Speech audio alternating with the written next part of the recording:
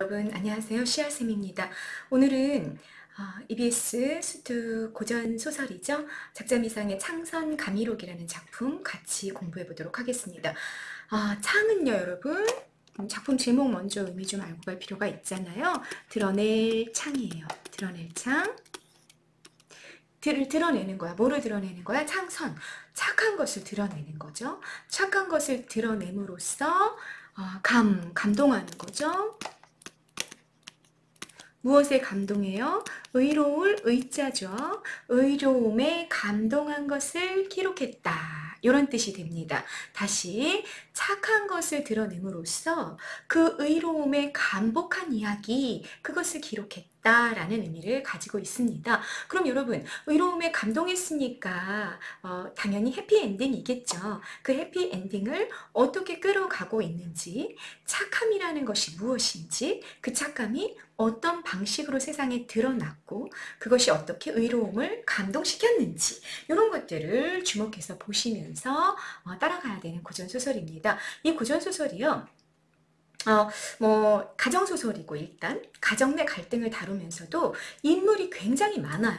인물이 굉장히 많고 그 인물이 예를 들어서 이 중심 가문은 이제 화옥의 가문인데 이 화씨 가문에 세 자녀가 있다는 거죠. 화춘이라는 아이가 있고 화진이 있고 화빙선이 있고 근데 이 세 사람이 다들 또 연인들이 있어. 더군다나 화진 같은 경우는 뭐 부인이 2명이 되기도 하고 화춘도 인부인이 있었지만 나중에 또 이렇게 첩을 얻기도 하고 그래서 각각의 인물들이 관계를 맺어가는 그런 인물 관계가 또 쫙 펼쳐지거든요. 그래서 소설의 장편이기도 하고 굉장히 복잡합니다. 그래서 어느 부분을 이렇게 갖다 놓으면 이게 진짜 창성감이랑 뭐 맞아? 나는 주인공이 화진이라고 알고 있었는데 화진 한 번도 안 나오는 오늘 이 부분은 이렇게 생각될 수 있을 만큼 되게 각각의 인물들 그 인물들과 관련된 그 다른 인물들에 대한 스토리들이 굉장히 방대하게 나오고 있어요. 그래서 수능에 출제하기가 굉장히 좋습니다. 연계로 출제하기가 너무나 좋은 거죠. 그래서 참 이 시험 문제로 내기 참 좋은 작품이다라는 생각이 들고 그래서 중심 갈등이 무엇인지를 좀 잘 잡고 가는 것이 필요한 소설이다 라는 생각이 듭니다. 자, 본문 핵심 먼저 들어가십니다. 아까 말씀드렸던 것처럼 가정소설입니다. 가정소설이라는 건 가정 안에 갈등의 축이 있다는 뜻이에요. 그러니까 가정 내 구성원들끼리의 갈등이 나타나게 될 거다라는 걸 여러분들이 기억하고 가시면 되겠습니다. 기본적으로 고전소설의 가정소설은요, 아까 선생님 말씀드렸던 것처럼 뭐라 그랬어요, 여러분? 가정 내 갈등이라 그랬잖아요. 이 가정 내 갈등이 일어날 수밖에 없는 사회제도가 있었던 거죠. 그 사회제도가 바로 뭐였어요, 여러분? 일부 다처제였습니다. 남편은 하나야? 남편 한 명이야? 남편 한 명인데 처가, 아내가 뭐 처라고도 하고 첩이 되기도 하고요. 여러 명이 돼도 됐었던 거지. 이러다 보니까 그리고 이게 굉장히 위계 관계를 만들고 있었어. 위계 관계를. 다시 말하자면 여기 제일 위에 뭐 조강지처가 있고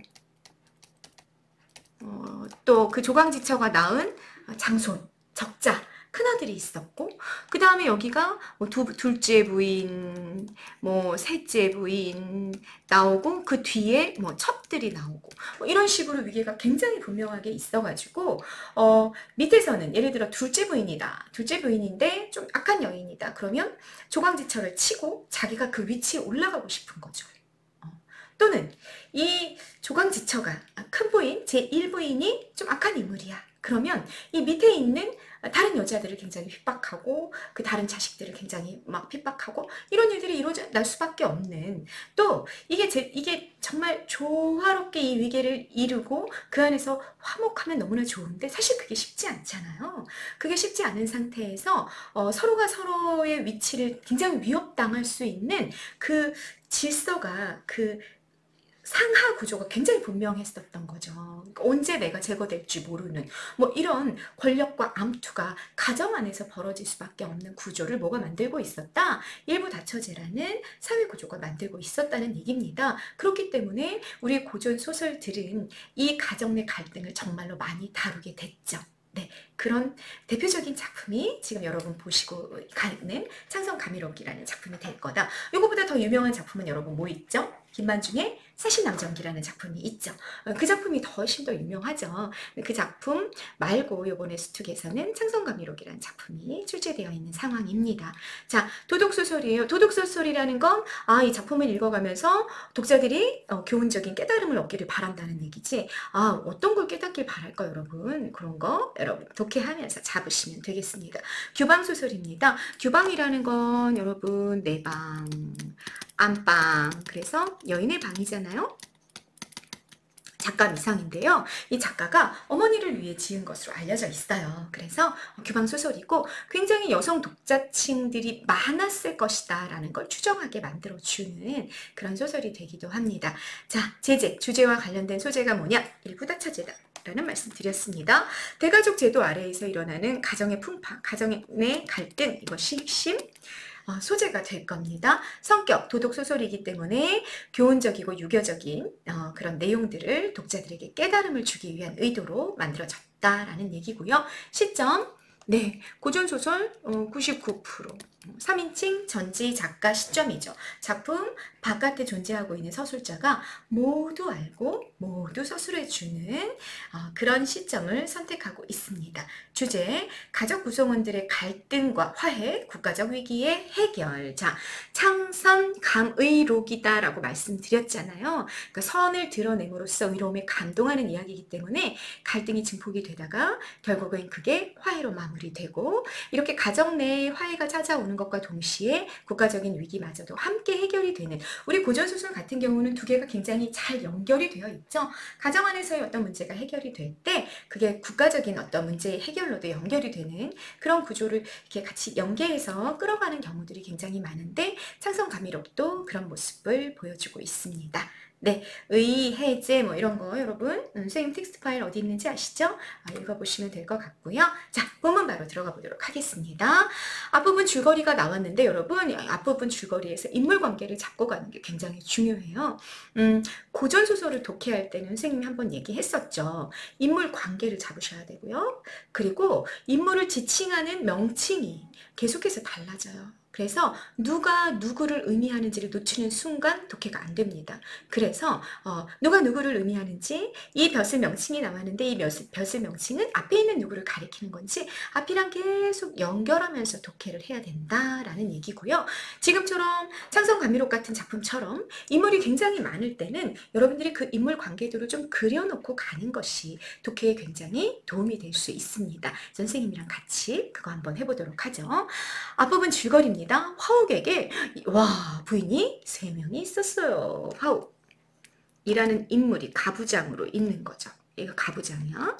가부장이고 거기에 3명의 여인이 있었던 겁니다. 부인인 거죠. 자, 1부인이 있고 2부인이 있고 3부인이 있는 형태가 되겠다. 그죠? 그런데 첫 번째로 나온 인물이 1부인이 되겠다. 심씨 1부인이고요. 장자 화춘을 낳았대요. 그러면 자, 아들이다. 둘 사이에 아들 누가 있었다? 화춘이 있었다. 이렇게 연결해 놓고 가시면 되고요. 정씨가 2부인이겠구나. 정씨가 있었고 이 정씨에게는 차자, 둘째 아들이죠. 화진이 있었다라는 거 이렇게 그려놓고 갈 수 있겠고요. 3부인은 요씨가 있었다. 요씨가 있었다. 요씨에게서는 딸 화빙선이라는 딸을 낳았다. 그래서 3남매구나. 그런데 이 3남매가 각각 엄마가 다르구나.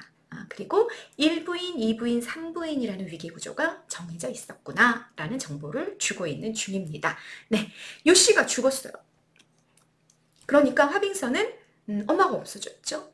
그렇게 되니까 화빙선이 정씨에게 의지하게 되었다. 정씨가 화빙선을 키운 거죠. 이런 스토리가 전개가 됐답니다. 성부인은 자, 새로운 인물이 나왔는데 이 성부인은 누구다? 화욱과의 관계를 놓고 본다면 화욱의 누이야. 성부인이 있었는데 이 성부인이 남편인 성염과 사별했어. 성염이 남편이구나. 성염 남편이고 죽었어. 그리고 나니까 화옥의 집에서 지내고 있었다라는 얘기까지 이런 인물의 관계도가 여러분 머릿속에 잡혀 있거나 또는 고전소설을 읽어갈 때 옆에다가 빠른 속도로 적어가는 거죠. 인물 관계가 어떻게 되는지 이 작업을 먼저 하고 본문을 들어가면 굉장히 좋겠다라는 얘기입니다. 자, 본문이 시작이 됐습니다. 화옥 누구예요 여러분? 가부장이었었죠. 정색을 하면 얼굴색을 딱 바로 하면서 화춘을 꾸짖었어. 여러분 장자였죠. 장자. 그리고 적자였어요. 적자라는 무슨 말이에요 여러분? 제1부인, 다시 말해 첫 번째로 결혼했던 부인, 가장 큰 권력을 갖고 있는 존재죠. 심씨죠. 심씨. 그 심씨의 아들입니다. 그렇기 때문에 이 사람을 적자라고 부른 거고요. 여러분 조선시대 때는 그랬잖아요. 일부 다처를 허락해 주고 있으면서도 그 둘째 부인 이하에 둘째 부인 이하부터 첩까지에 이르는 사람들이 낳은 아들은 이 관직에 나가는 게 금지당해 있었어요. 그 정도로 사회적으로 가정에서도 굉장히 많은 권력을 뺏기고 적자, 장자에게 권력을 몰아주는 그런 사회 제도를 택하고 있었단 말이에요. 그러면은 이 화춘이라는 인물은 가정 안에서 가장 큰 권위를 가질 수 있는 차기의 가부장이지. 그런 권력을 갖고 있을 그런 유망주가 되는 거예요. 그런데 그 화춘을 꾸짖는 장면으로 본문이 시작이 되고 있습니다. 우리 가문은 대대로 충효와 법도로 전수라는 건 여러분 이어져 내려왔다는 얘기거든요. 그러니까 충효와 법도, 예법, 막 규칙, 규율 이런 게 굉장히 탁탁 아주 정확하게 정해져 있는 거지. 충과 효, 예법을 가문의 전통으로 이어받아 왔다. 우리는 굉장히 가문의 자부심이 느껴지죠. 가문의 자부심이 느껴지는 아주 고귀한 양반 가문입니다. 심성을 한결같이 정도로서 바른 도리로서 닦고 지켜왔느니라. 우리 가문의 사람들은 대대로 이런 사람들이었어. 비록 술잔을 들고 즐겁게 노는 때라 하더라도 놀이할 때 있었지. 유흥을 즐길 때가 있었어. 그래도 일찍이 음란하거나 예의에 어긋나는 말을 한 사람이 없었다. 그러니까 그렇게 유흥을 즐기는 때더라도 조금 야한 말을 한다든지 아니면 어떤 상대방에게 예의에 어긋나는 말을 한다든지 이런 사람들 자체가 가문에 없었어. 그런데 지금 네가 부형, 아버지와 형제라는 뜻이야. 아버지와 형제 앞에서 시를 지었는데 그 시의 내용이 광탕했어. 매우 방탕했대. 매우 방탕했어. 다시 말해 음란하고 예의에 어긋나는 문장들이 들어가 있었던 거지 그 시에. 그러니 참으로 회개한 일이구나. 너 우리 가문에 맞아? 이러는 거지. 우리 가문에 이런 애가 없었어. 너처럼 이렇게 방탕한 말을 하고 예의 어긋나는 그런 시를 쓴 사람이 없었는데 너 심해? 이런 얘기를 아버지가 적자에게 하고 있는 겁니다. 이후로는 노름직이 마음을 고치고 행실을 닦아 동정일체, 일체의 행동이란 뜻이죠. 일체의 행동을 반드시 네 동생에게 배우도록 하여라. 네 동생이 누구야 여러분? 화진이었죠. 화진은 차자이면서 서자야. 자기 친동생도 아니야. 그러니까 제1부인에게서 난 아이가 아니라 제2부인에게서 난 아이기 때문에 사회적으로 굉장히 권력이 없는 그런 존재란 말이야. 그런데 그 동생한테 배우래. 그러니까 어땠을까? 화춘이 그 얘기를 들었으면서 더군다나 화진 앞에서 그 얘기를 들었으니까 굉장히 부끄러워했을 거예요. 부끄럽고 두렵고 마이너스의 감정을 가지는 거죠. 그러면서 물러갔다라는 이야기로 본문이 시작이 되고 있습니다. 자, 중심 내용. 아버지가 첫째 아들을 꾸짖었어요. 이유는 화춘이 음란하거나 예의에 어긋나는 말, 다시 말해 시를 지은 거죠. 본문을 보셨죠? 그래서 막 꾸짖으셨는데 말하기 방식이 어땠냐면 가문의 사람들, 우리 가문 사람들 충효와 법도, 정도 이런 거 지키는 사람들이야. 가족, 화진, 네 동생 봐봐. 네 동생 얼마나 행동 일체가 얼마나 예의 바르고 심성이 곱고 정도를 걷고 있니? 좀 배워라. 이런 얘기를 가문의 사람들이나 가족을 동원하는 말하기를 했다라는 거를 정리하고 가시면 되겠습니다. 그 다음 보시죠. 그날 밤 화춘이 심씨에게 고했다. 자, 큰아들이었잖아. 적자, 장자가 심씨 제1부인이죠. 자기 엄마야. 예, 고했습니다. 고자질한 거지 뭐. 소자가 모친의 사랑을 과도하게 받은 나머지 멋대로 놀며 학업을 패했으니 불초하다. 여러분, 의미 불초하다는 참 많이 나오니까 좀 암기하고 가십니다. 빨간색 펜으로 적혀져 있는 거는 선생님 주관식 테스트 용지로 가면 빈칸으로 나오는 거 알고 계시죠? 여러분들이 적어 놓을 수 있어야 된다라는 얘기입니다. 불초하다. 못나고 어리석다는 책망은 볼디 달게 받아야 할 것입니다. 오, 얘 좀 봐. 인정한다. 뭐 인정해? 과잉 사랑을 받았어. 근데 참 그게 문제죠, 사실은. 그죠? 누구에게 너무 과도하게 사랑을 주고 모든 걸 다 허용해 주면 그 아이가 굉장히 위가 없고 뭐 자기 앞에 사람이 없는 굉장히 방향무도한 그런 인물이 되어버리잖아. 자기가 그런 사람이다. 인정하겠다. 그 얘기야. 근데 그 원인은 뭐다? 엄마가 너무 나를 사랑해서야. 이런 얘기를 해주는 거죠.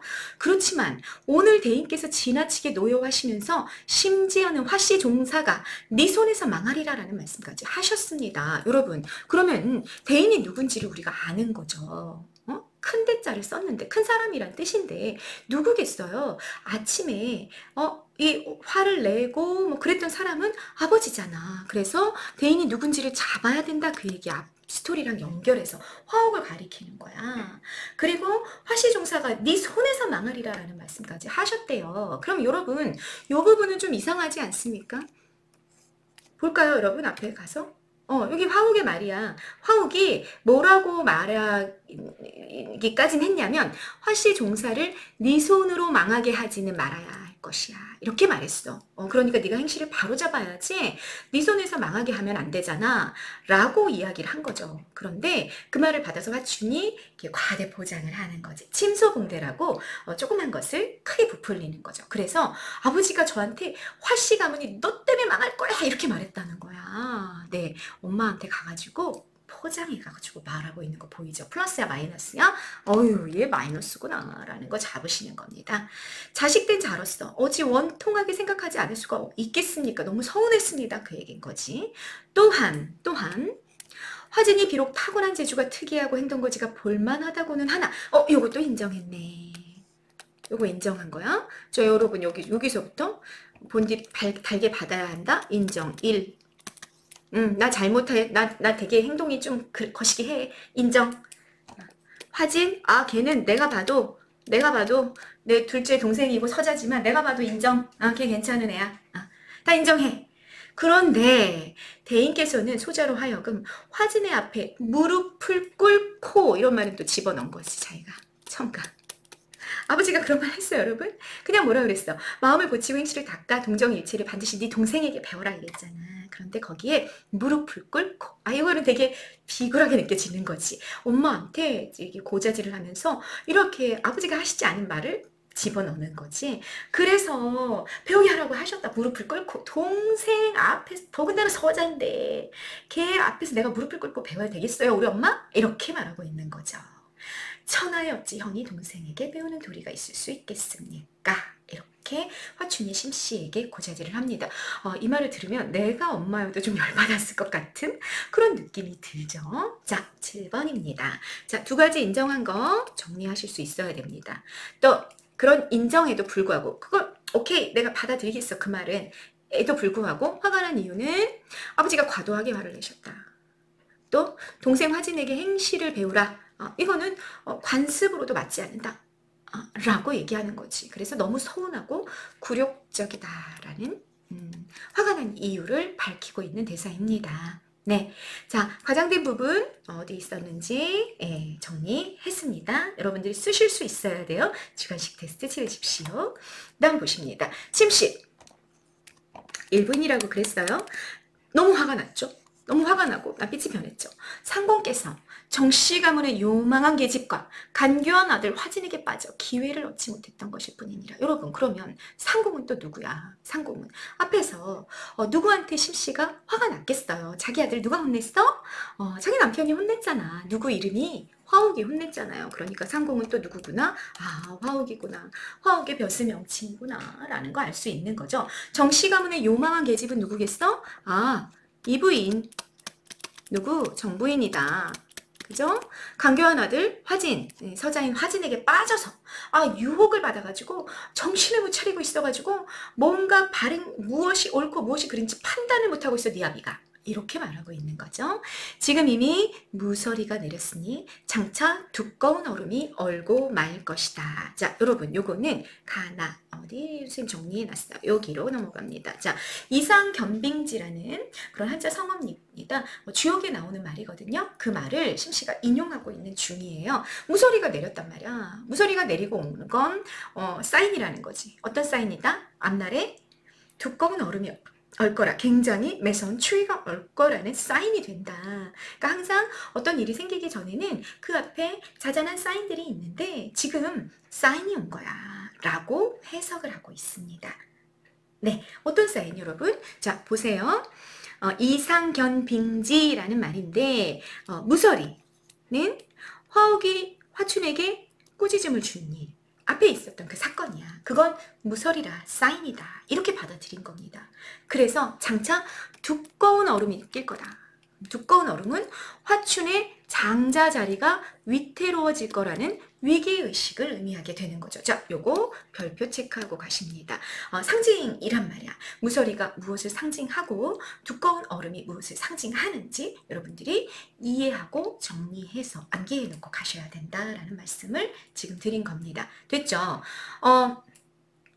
아마도 이 화춘이라는 인물이 여러분들이 지금까지 보셨던 것처럼 긍정적이지 않죠? 아주 방탕하기도 하고 또 예의에 어긋나는 말을 하기도 하고 그리고 막 엄마한테 와서 이러는 걸 보니까 막 과대해서 포장해가지고 막 이러기도 하고 이런 모습을 보인단 말이야. 그러니까 그 전에도 이런 모습들이 계속 있어 왔겠지. 얘는 성격적으로 또는 환경적으로 이런 아이로 자라온 거야. 마이너스의 사람으로 자라왔단 말이지. 더군다나 이 심씨라는 사람이 말을 하는 걸 보니까 아들이 이런 말을 했단 말이야. 아버지가 나한테 모욕을 줘서 나는 서운해 이런 말을 했을 때 심씨가 아이를 이렇게 다독이면서 올바른 길로 인도하는 게 아니라 더 화를 내죠. 자기가. 더 화를 내면서 야야야 너네 아버지가 사인을 준 거야. 무슨 사인이냐면 네 자리를 뺏어서 장자의 자리, 적자의 자리를 뺏어서 네 서자인 정말 간교한 아들인 화진에게 주려는 거야.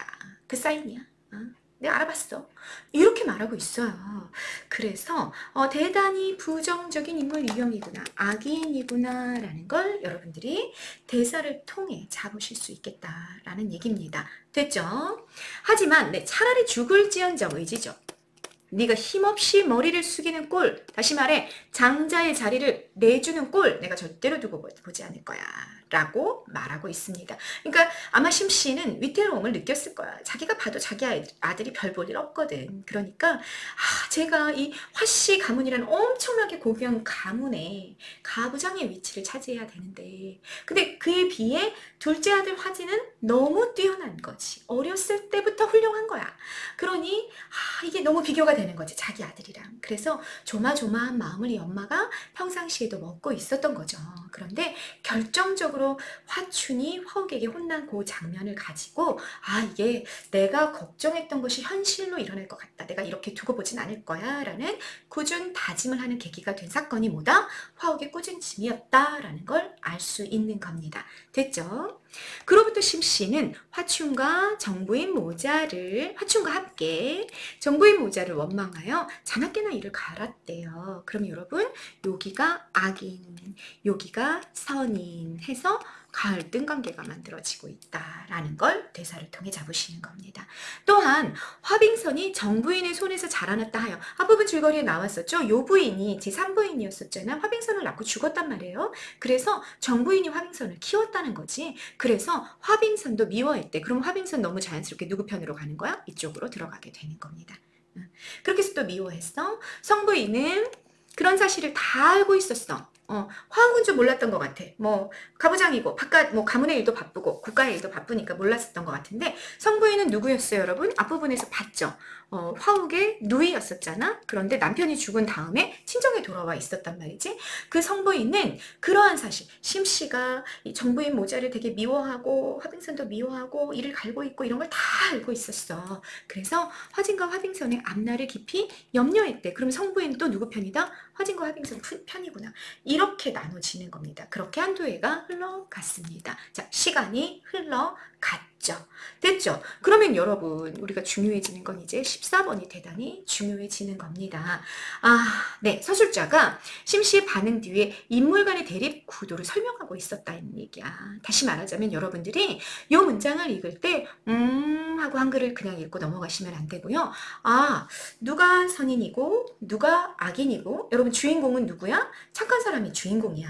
그러면 주동인물은 누구고 주동인물 편은 누구고 그 주동인물과 싸우는 갈등관계를 일으키는 반동인물 적대자에 해당하는 다시 말해 악인에 해당하는 인물들은 누군지 요거를 이렇게 편가르기를 하셔야 된다 그 얘기입니다. 문장을 읽을 때 한글을 그냥 읽으면 안 되고 그 대립 구도를 그려가면서 읽었어야 된다라는 얘기가 되는 겁니다. 자, 선생님이랑 같이 한번 해봐요.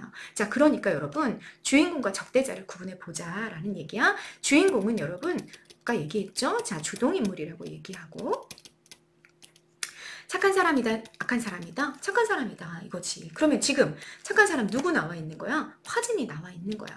화진이. 그죠? 화진이 나와 있고 자 여기 같은 편으로 화진의 엄마 누구? 정부인 놓고 화진의 고모가 돼야 되겠죠? 고모로 누구? 성부인 놓고 화진의 배다른 엄마는 다르지만 누이 동생이 있는 거죠? 누이 동생 누구? 화빙선. 이 사람들이 이쪽에 딱 포진해 있는 거죠. 포진해 있고 요 반대쪽에 반동인물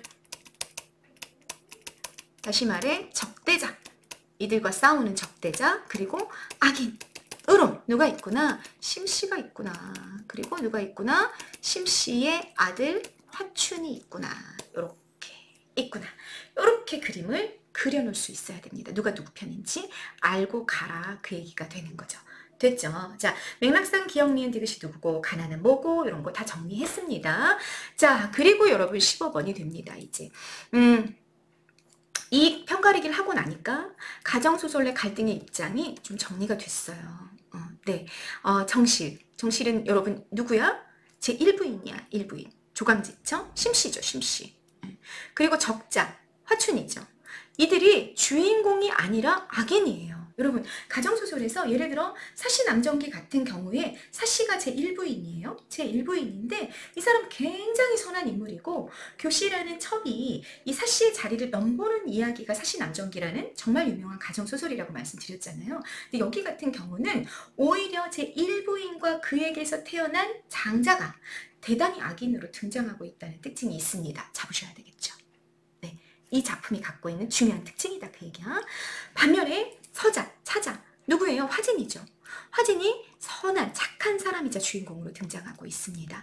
그리고 이 화춘이라는 이 큰 아들이 결함이 있어. 윤리적인 결함, 인격적인 결함이 존재하고 있는 거죠.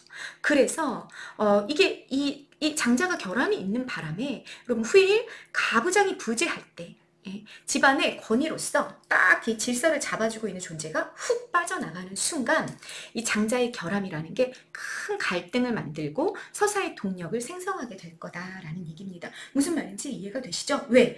이 장자는 어떤 사람이 될 거야? 이제 가부장이 부재할 때 차기 가부장이 되는 존재란 말이야. 그런데 이 장자가 결함이 있어. 그렇게 되면 그런데 서자는 너무 뛰어나. 이러면 이제 가정 내에 이 권력, 위계 이런 것들이 싹 다 무너지면서 큰 갈등을 일으키게 되는데 보통 이렇게 됐을 때는 서자가 그 자리를 노리는 것으로 소설이 진행될 확률이 있는데 그럼에도 불구하고 창성가매록 같은 경우는 서자는 너무 착해. 오히려 장자가 또 그 장자를 낳은 제1부인이 위기의식을 느끼고 아무 생각하고 있지 않은 서자를 괴롭히는 그런 스토리들이 전개가 되어 갈 거다라는 거 특징으로 잡고 가십니다. 네, 그 다음 보십니다. 임소저는 임소저 누굴까요 여러분? 누굴지 궁금해하면서 한번 볼까요? 화춘의 행동거지가 폐악하고 도리에 어긋나고 흉악한 거야. 언어에 법도가 없어. 예의가 없어. 막 말을 함부로 해. 그런 것을 날마다 지켜보고 있었어요. 그러다 마침내 개연히 원통하고 억울하고 몹시 분하게 라는 뜻이래요. 개연이 울면서 간했다. 여러분 뭐 개연이 폐악하고 이런 거는 그냥 느낌만 잡으시고 단어를 암기할 필요는 없어요. 그런데 간했다. 간언하다. 이런 단어는 좀 알고 가셔야 됩니다. 가난하다라는 건 윗사람에게 옳지 못하거나 잘못된 것을 고치도록 말하는 거야. 그러니까 윗사람에게 충고하는 걸 뭐라 그런다? 가난다라고 그런다. 이 가난하는 건 보통은 우리 소설들이나 우리 고전 시가에서 어떨 때 많이 나온다? 충신이 임금에게 충고할 때 많이 나온다. 여기서는 임소조가 화춘에게 울면서 가난한 장면이 나오고 있습니다. 그럼 여러분, 임소조 누굴까? 임소조는 화춘의 아내예요. 아내인데 보는 거야. 화춘이 너무 폐악하고 언어의 법도가 없는 걸 보면서 마침내 몹시 분해하고 울면서 간언을 했다. 그랬으니까 임소조 플러스 마이너스. 얘 플러스 인물이구나. 그러면 앞으로 가서 여러분 여기다가 누구를 넣어줄 수가 있겠다. 임소조는 이 편에 있어야 되는데 여기 아내야. 이 편에 있어야 되는데 이쪽 편으로 넘어가 있다.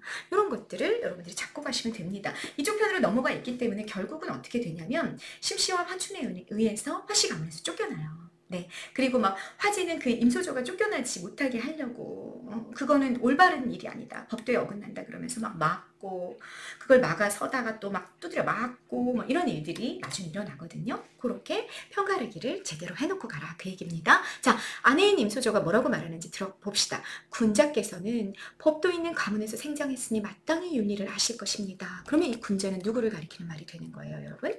화춘을 가리키는 말이 되는 거죠. 이렇게 표현이 계속 바뀌어갈 때 이게 누구를 가리키는 표현인지를 계속해서 잡고 가야 된다. 그거는 앞부분 스토리를 통해서 계속 잡는 거다라는 얘기를 하는 겁니다. 화씨 가문이 아까 화옥이 막 되게 자부심을 가지고 얘기했던 충효와 법도를 전통으로 계승받아왔던 가문이란 말이야. 거기서 사셨잖아요. 거기서 자라났으니 윤리를 아실 것입니다. 가문 얘기를 시작했네. 가문 얘기를 했고, 그런데 요즘에 말씀을 들어보면 윤상에 어긋나고 떳떳하고 변하지 않는 윤리, 도덕, 그것에 어긋나는 말씀을 하시고 마음 씀씀이가 아름답지 못하십니다. 당신 마이너스야. 첩은 아내가 스스로를 낮추는 표현이죠. 남편 앞에서. 첩은 비록 우매하다 많이 나오는 단어예요, 여러분. 어리석다. 어리석은 여자이지만 내심으로 한심하게 생각하고 있었습니다. 말과 내용이 좀 달라. 말은 저는 우매합니다. 저는 첩에 불과합니다. 이렇게 표현했지만 내용은 당신 정말 한심해. 이죠. 네, 한심하게 생각하고 있었습니다. 또한 사람은 어진 부형이 있음을 즐거워하는 법입니다. 어진 부형. 안 끊었다 다시 찍어요. 같이 계속 가시죠. 또한 사람은 어진 부형이 있음을 즐거워하는 법입니다. 여러분, 부형이 무슨 뜻이었어요? 아버지와 형제라는 뜻이었죠. 아버지는 누구 가리켜요? 화옥을 가리키고 형제는 화진을 가리키는 거죠. 그죠? 지금 아버님의 높은 덕망과 바른 조행, 태도와 행실을 조행이라고 그런데요. 그리고 삼촌 성씨의 지극한 효성과 공손한 행실을 군자께서는 눈으로 직접 보면서 가르침을 받으셨습니다. 삼촌 성씨는 여러분 누구? 성부인이겠죠. 그렇죠. 고모인데 이제 삼촌이라고 표현을 하고 있네. 삼촌 성씨, 성부인의 지극한 효성, 공손한 행실, 화씨 가문의 사람들답게 너무나 인격적인 그런 품행을 보여주고 있다. 그 속에서 군자가 자라났고 화춘이 자라났고 가르침을 받으면서 자라오지 않았느냐 그 얘기인 거지. 옛사람이 이르기를 산밭 속에 쑥대는 그대로 두어도 곱게 자란다 했습니다. 여러분, 산밭 곧게 자라는 거야. 쑥대 무질서하게 자라. 그런데 그 쑥대를 산밭 속에 심는 거지. 그러면 어떻게 돼? 그 무질서한 본성을 깨고 곱게 자라나는 거야. 다시 말해 인간이 무엇에 영향을 받는다? 환경에 영향을 받는다라는 얘기지. 그래서 타고난 기질이 좀 보잘것없고 뭐 좀 포악하고 그렇더라도 아주 질서정연하고 올바른 환경 속에서 자라나면 그렇게 자라나게 돼 있다라는 옛사람의 말을 인용하는 거죠. 첩은 군자의 어긋난 행실이 이 지경에까지 이르리라고는 실로 짐작하지 못하고 있었습니다. 그런데 라는 말이 들어가야 되겠지. 아니 쑥대라도 당신 쑥대라도 산밭 속에서 컸으니까 곱게 자랐을 거라고 생각을 했는데 보면 볼수록 그렇지 않다. 너무 실망이다 라는 얘기를 하는 거죠. 또한 정씨 어머님의 큰 덕망과 정씨 어머님 이부인 얘기하는 거죠. 작은 서방님의 고든 절행. 작은 서방님 누구야? 그럼 여러분 화진을 가리키게 되겠죠.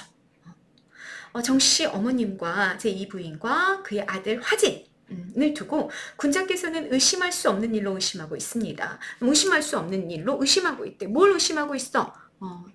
화진이 장자의 자리를, 다시 말해 내 자리를 뺏으려고 해. 이런 착각에 빠져가지고 막 의심을 하고 있다는 거지. 그리고 그 얘기를 임소조한테 했던 거지. 그랬더니 그 말을 들으니까 도저히 이제 임소조가 더 이상 버틸 수가 없는 거죠. 저분은 언뜻 그런 말씀을 들은 뒤로 귀를 씻어낼 수 없음을 한탄하고 있습니다. 어떻게 그렇게 말도 안 되는 의심을 하실 수가 있습니까? 너무나 올바르고 착한 사람들인데 그렇게 함부로 의심하시면 안 되는 거 아닙니까? 라는 이야기를 하면서 화춘을 비난하는 그런 임소조의 모습이 나왔습니다. 부부관계고요. 간원 내용을 정리해 봅시다. 좋은 가문에서 자라났으니 배워왔던 윤리를 돌이켜봐라. 너 배운 게 있지 않니? 집안 어른들의 올곧은 행실을 보고 배워야 한다. 다시 말해 누구? 집안 어른들 누구 얘기했어? 아버지랑 고모.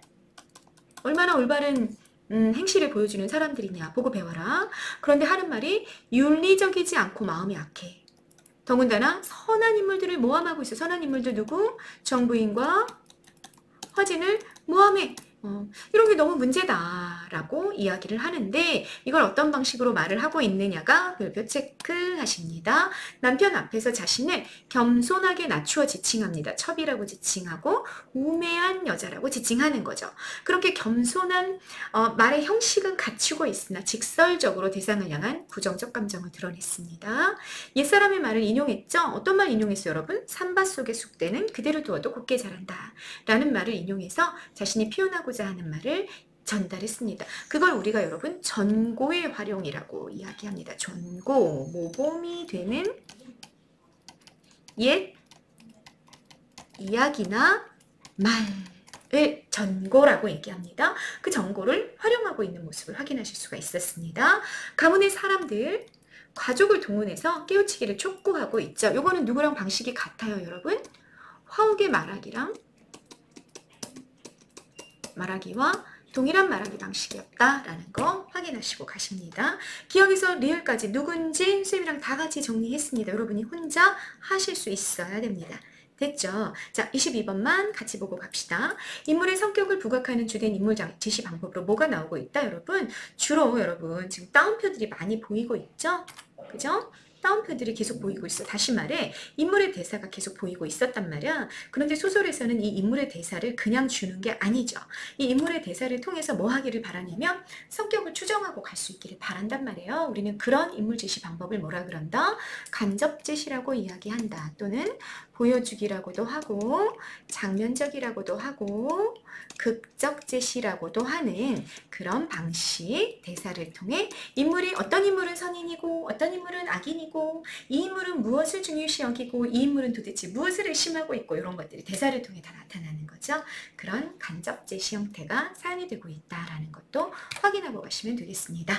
그러나 아내가 그렇게 말했음에도 불구하고 화춘은 잘못을 반성하지 않았고 홀로 임소조는 기박한 사납고 복이 없는 운명을 한탄하며 지아비의 어질지 못함을 슬퍼했어. 지아비 누구다? 화춘이다. 마침내 화춘을 가까이 하지 않은 채 자신의 일심만을 깨끗하게 지켜나갔어요. 그 때문에 오랫동안 자식을 둘 수 없었으므로 화춘을 속에서 부하가 끌어올랐다. 결국 그 화춘의 부정적인 언행을 고치지 않고 반성하지 않았기 때문에 부부 관계도 갈등을 일으키고 깨어져 나가는 그런 모습을 볼 수 있습니다. 자, 화춘이란 인물 유형을 좀 정리해 본다면 성격 변화가 지금 현재까지 나타나지 않습니다. 표면적인 거죠. 그리고 주인공과 대립하는 반동인물이구나 라는 거 여러분 잡으실 수 있습니다. 다시 표면적인 인물 유형이라는 건 무슨 뜻이다? 여러분 개념은 알고 가셔야 돼요. 성격 변화가 처음부터 끝까지 일어나지 않는 걸 우리가 뭐라 그런다? 표면적 인물 유형이라고 이야기한다. 다시 말해 악인은 처음부터 끝까지 악한 행동만을 하는 것, 선인은 처음부터 끝까지 선한 행동만을 할 때 우리가 그걸 평면적인 인물 유형이라고 얘기한다는 거죠. 화추는 반성하지 않는다는 점에서 평면적인 인물 유형이다 라는 말씀을 드린 겁니다. 자, 중략이 됐었고요. 그 다음에 중략이 부분에서 무슨 사건이 나오냐면 화욱의 죽음이라는 사건이 나와요. 화욱도 죽고 그리고 여러분 정부인도 죽어요. 자, 보세요. 여기로 가보죠. 처음으로. 그러면 여러분 여기 보세요. 화욱 죽고 정부인도 죽었어. 그러니까 지금 이 일대 화욱의 그 관계 안에서는 오로지 누구만 남았어? 심씨랑 성부인만 살아남아 있는 상태입니다. 이 집안의 화씨 가문의 자녀기 때문에 성부인이 다시 말해 화욱의 누이잖아요. 그래서 가부장의 권위가 이제 어디로 갔을까 여러분? 성부인에게로 가부장의 권위가 딸이니까 그 집안의 딸이니까 혼인을 했어도 거기서 살고 있었고 친정에서 그래서 가부장의 권위가 성부인에게로 옮겨갔어. 그런데 여러분 화욱 같은 권위는 아니야. 딸이고 출가 외인이라고 하잖아요. 그러니까 권위를 갖고 있긴 있지만 집안의 모든 걸 자기가 막 이렇게 치리할 수 있을 정도의 권위는 아니야. 어쨌거나 어떤 힘으로 남아 있었던 거죠. 그리고 누가 있는 거야? 제1부인 심씨가 존재하고 있는 겁니다. 나머지는 다 자녀들이에요. 2대가 되는 거죠.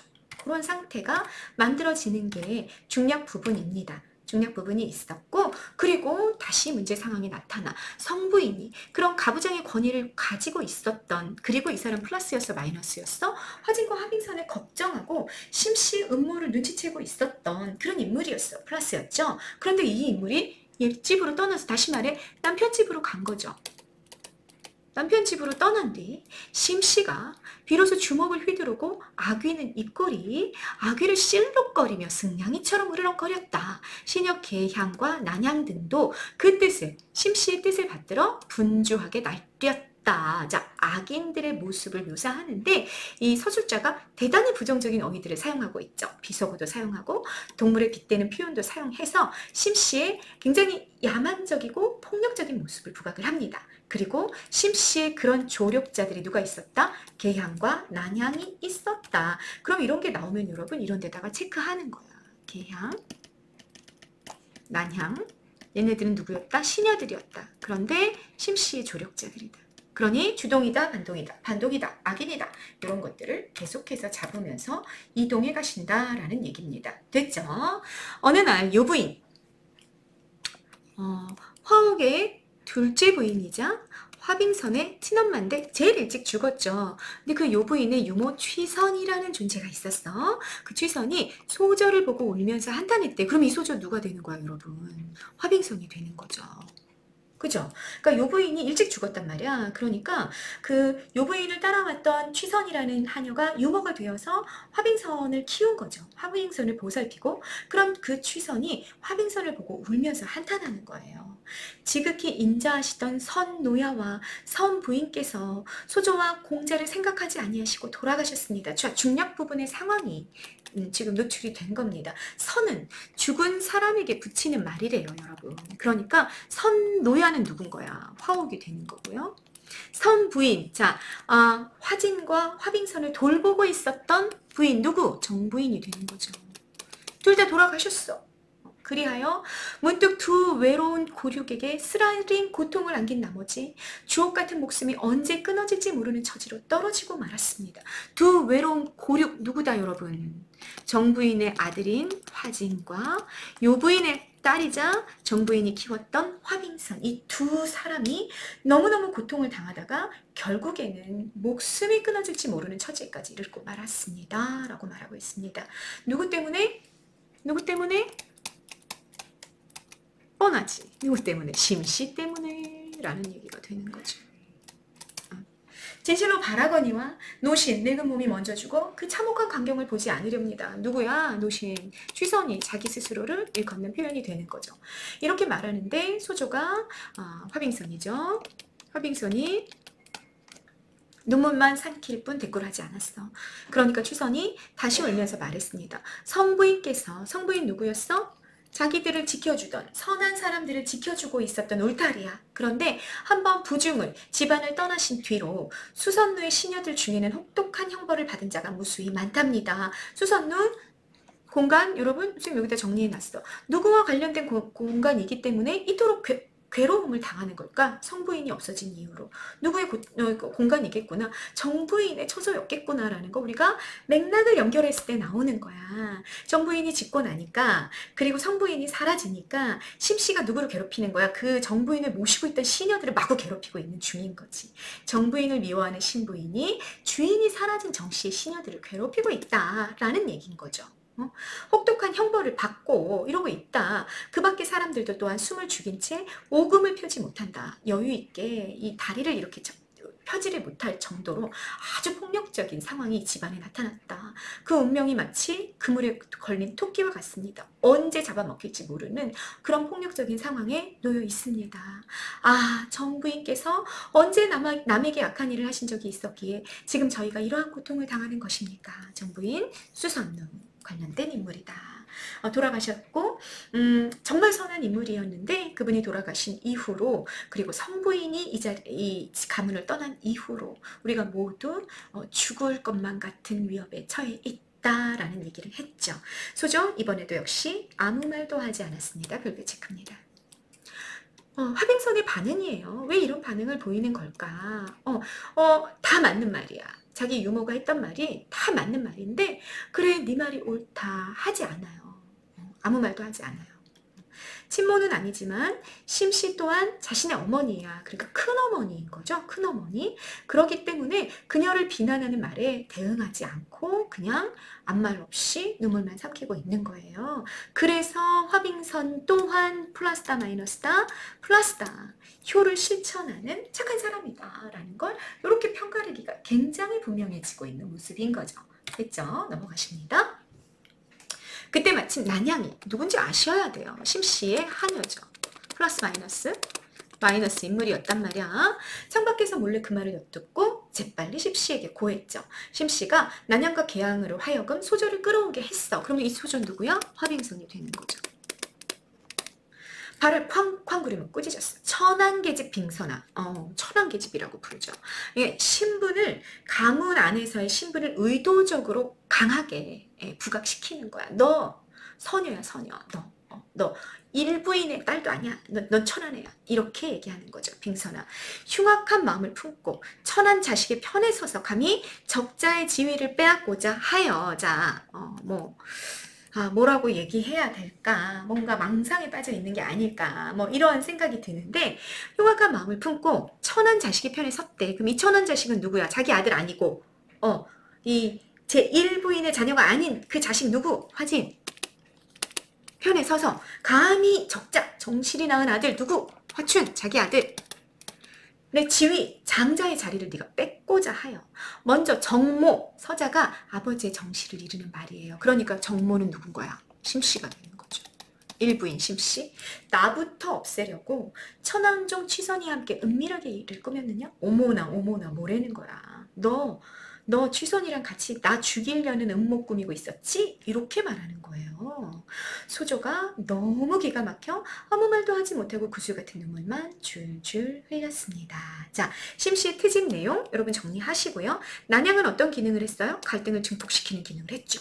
난양이 일러 바침으로써 갈등이 폭발하는 모습을 보였으니까요. 자, 왜 이렇게 심씨가 말도 안 되는 주장을 하면서 화진과 화빙선을 괴롭히고 있을까? 가정 내 위계 질서 아래에서 축첩 제도에 의한 처첩 갈등이 드러나고 있기 때문이다. 다시 말하자면 이 갈등이 정모와 적자 대 서자와 서녀의 갈등으로 변형된 채 이 갈등이 증폭되고 있는 모습이다. 그러면 이렇게 갈등 상황이 있을 때는 계속 상대방을 의심하고 오해하고 그럴 수밖에 없는 거지. 더군다나 얘는 너무 훌륭한데 내 아들은 모자라고. 그리고 내 아들이 이 가문의 최고의 위치에 올라가야 돼. 이랬을 때 엄마는 뭐 정말 안절부절 못하고 정말 정신질환 상태까지도 가버리는 모습. 이런 것들이 좀 나타날 수 있겠다라는 거 여러분 확인하실 수 있겠습니다. 자, 누가 누구를 가리키는지 알고 계셔야 되고요. 단어의 의미를 정확하게 알 때, 그리고 이런 표현이 갖고 있는 의미가 뭔지 알 때 누가 누군지 잡으실 수 있습니다. 잡고 가십니다. 아까 선생님 설명드렸어요. 또 화빙선 역시 말을 못하고 있죠. 효를 실천하는 그런 모습 보이고 있습니다.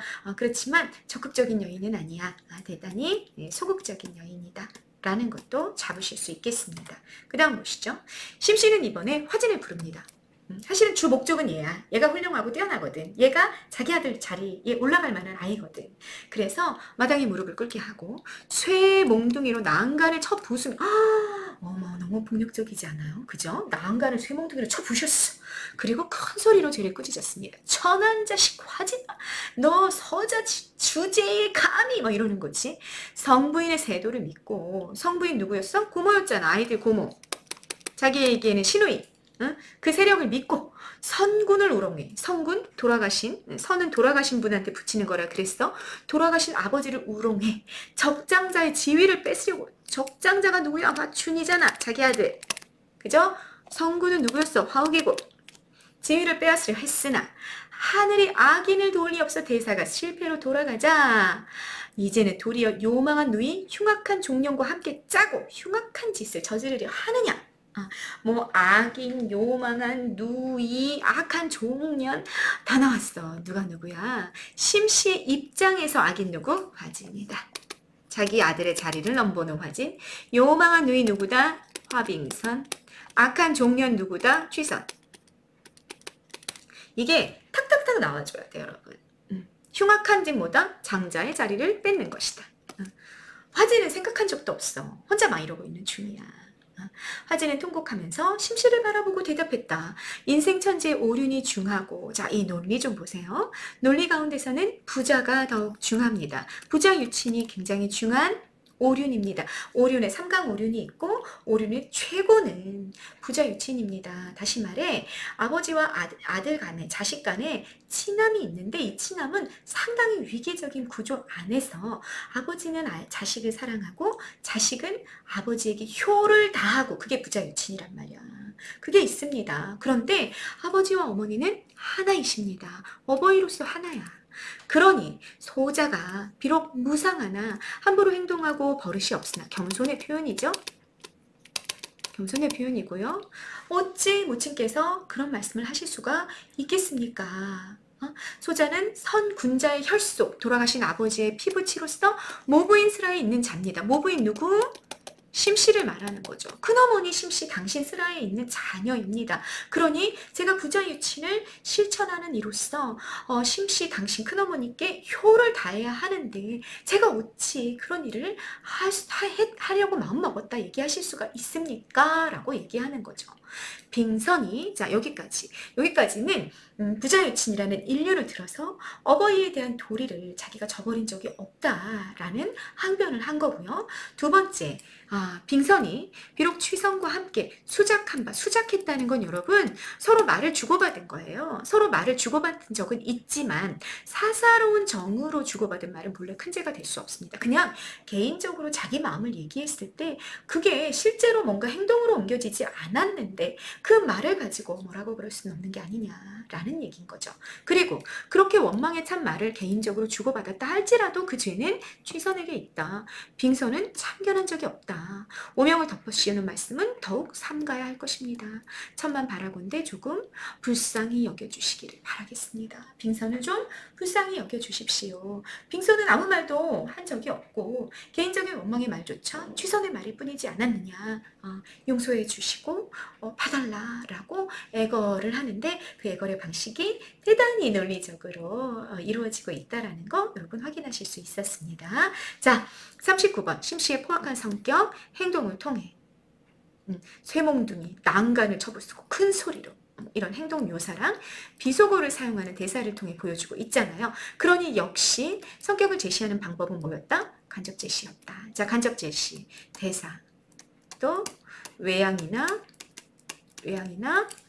행동 묘사를 통해 인물의 성격을 독자들이 추측하게 만들어주는 방식이잖아요. 간접제시가 주로 쓰이고 있다라는 거 확인하셨습니다.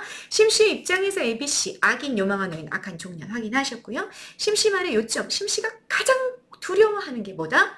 네가 형인 화춘의 지위, 가문의 장자로서 갖는 지위, 다시 말해 가부장이 될 만한 그 지위를 뺏으려 한다라는 게 심씨의 요점입니다. 네, 하진의 논리적인 답변 정리해 보셨고요. 기억 니은 디귿 누군지도 정리하셨습니다. 자, 여러분, 창선 감미록이라는 작품을 보면서 정말로 짧은 본문 안에 다양한 인물들이 나왔고 그 다양한 인물들이 아주 단순 명료하게 선인과 악인으로 갈라지는 그런 본문을 확인하신 겁니다. 여러분, 이런 본문을 여러분들이 스스로 독해할 수 있을 때 고전소설 독해는 문제없다. 오케이. 이렇게 얘기하고 갈 수 있습니다. 그래서 선생님이 어떻게 독해하고 있었고 이 인물이 누군지를 어떻게 잡아내고 있었는지를 자꾸 들여다 보셔야 됩니다.